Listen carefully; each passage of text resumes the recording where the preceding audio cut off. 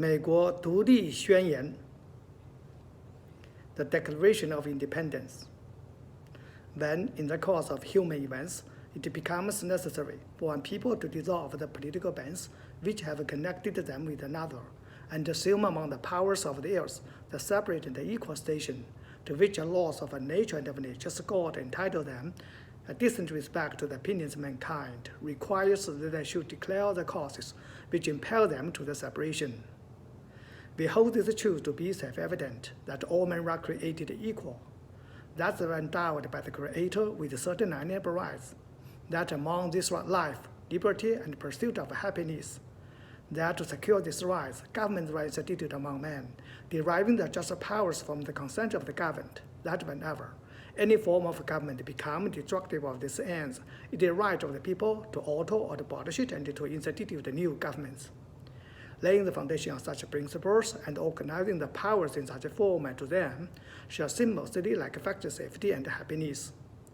Prudence indeed will dictate that government long established should not be changed for life and transcend causes, and accordingly all experience has shown that mankind are more disposed to suffer while evils are sufferable than to right themselves to abolish the forms to which they are accustomed. But where long trends of abuses is patience, pursuing valuably the same object, even if designed to reduce them unto absolute despotism. It is right, it is the duty to solve such government and to provide new goals for the future security. Such has been the patient sufferance of these colonies, and such is now the necessity which constrains them to alter the former systems of government. The history of the Great Britain is a history of repeated injuries and usurpations. All have indirect object, the establishment of absolute tyranny over these states. To prove this, let the facts be submitted to the candid world. He has refused the central laws the most wholesome and necessary for the public good.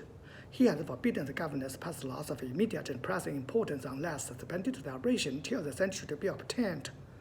When so suspended, he has utterly neglected to attend to them. He has refused to pass other laws of accommodation of a larger district of people, unless those people would relinquish the right of representation in the legislature, a right estimable to them and formidable to tyrants only.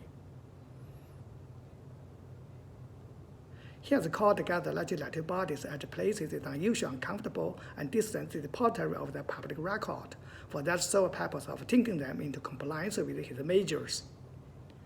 He has dissolved the representative houses repeatedly of opposing the many feminist invasion of the rights of the people.